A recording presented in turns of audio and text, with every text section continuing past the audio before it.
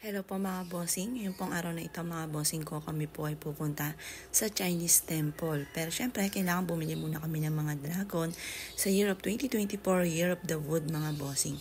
Nandito po kami mga bossing ko sa Chinatown. Ayan na po, tapos na po kami sa Chinese Temple mga bossing. Tapos pupunta pa kami sa isa mga bossing na nakaugalian na rin po namin na dumaan po dyan.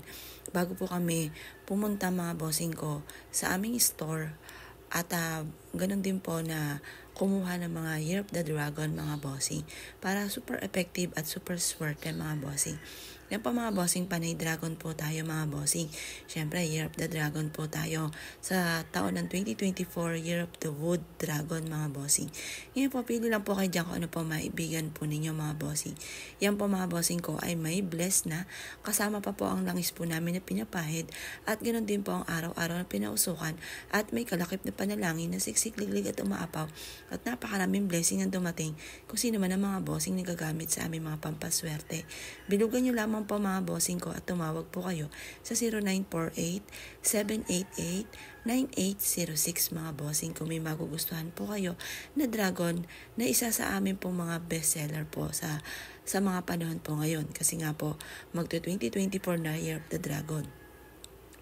Ngayon po mga bossing, pili lang po kayo. Marami po tayong iba't ibang kulay. May mga pula, green at gold mga bossing ko na napakasuswerte. At ganun din mga bossing ko, ang lagi ko po pinapakita sa inyo na sarili naming disenyo ng Lucky Charms mga bossing. Kasi Year of the Dragon mga bossing. Kaya kailangan yung mga masuswerteng bracelet din ang ating mga ipapakita sa inyo po mga bossing. Ngayon po mga bossing, pero lahat naman po yan ay masuswerte. Depende kung ano po ang gusto po ninyo mga bossing. Lakad po't pumili na po kayo mga bossing ko ng dragon na gusto po ninyo. Mainam na meron kayo sa loob ng inyong puntahanan upang sa ganun ay masigit ka na maka-attract ng swerte, lalo-lalo na tungkol sa usapin ng pera, masaganang pamumuhay at malayo sa anumang kapamakan. Proven po yan mga bossing. Yan po mga bossing ko, mga masuswerteng kulay sa taon ng 2024 Year of the Dragon mga bossing. Kaya pili na po kayo mga bossing. Maglagay kayo mga bossing ko ng ganito sa loob ng inyong tahanan or kaya sa inyo pong negosyo. Lahat po yan ay masuswerte mga bossing. Ngayon po mga bossing, kailangan kung ano po yung gusto po ninyo. Nung unang kita nyo pa lamang, yun po ang i-avail po ninyo para masigit na maswerte. Iba po kasi yung pakiramdam kapag gustong gusto nyo po yung mga inabel po ninyo at hindi kayo napipilitan lamang. Maswerte rin po ang mga arwana. Mainam na meron kayong ganito sa loob ng inyong puntahanan sa may salas. Kasi yan po ay nagbibigay ng masaganang pamumuhay. At ang mga dragon mga bossing ko ay nagtataboy ng kamalasan at good luck po yan sa pangkalahatan. Meron tayong mga double dragon, may mga single at iba't ibang kulay nito. Nasa inyo kung ano po mga paborito ninyong kulay at unang tingin nyo pa lamang ay gusto nyo na po siya. Ganon din po ang mga Buddha. Maswerte rin po ang mga Buddha mga bossing. Ito po ay sumisimbolo ng kaligayahan, ng kasaganahan at ito po yung magbibigay sa inyo ng walang hanggang swerte.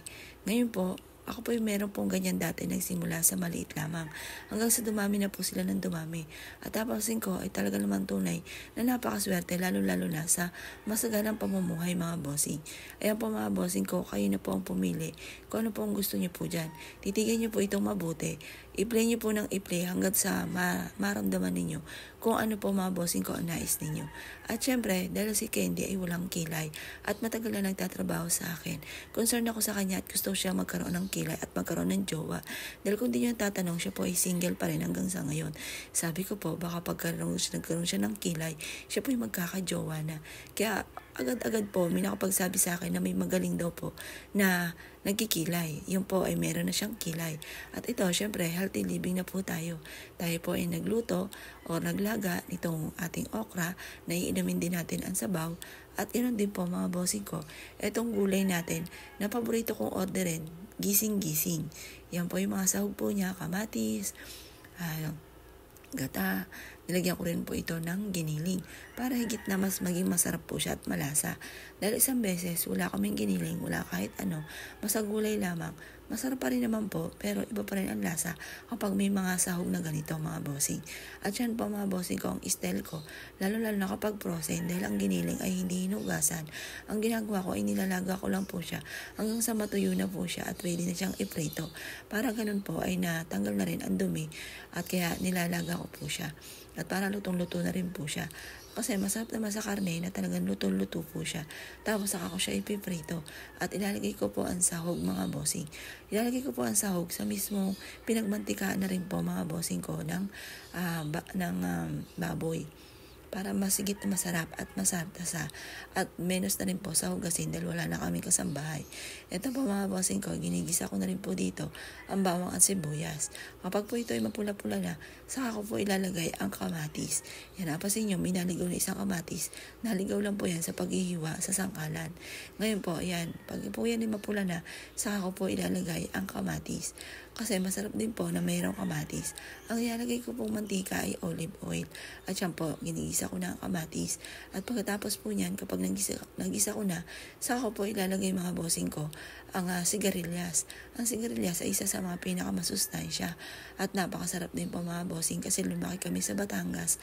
Kaya, ang sigarilyas ang madalas naming tanim at ibinibenta sa may Divisoria. Nakasama pa ako ng aking nanay. Piling ko po ay sa nanay ako nagmana dahil sa Divisoria ay ako'y kasama lagi na aking nanay sa pagtitinda sa bangketa. At ito po mga bossing ko, ay kailangan igisa natin ng maayos para mas masarap po at pag nagisa na, saka natin ilagay ang sigarilyas at saka naman po natin ilalagay mga bossing ko ang gata hanggang sa ito po ay kumulo.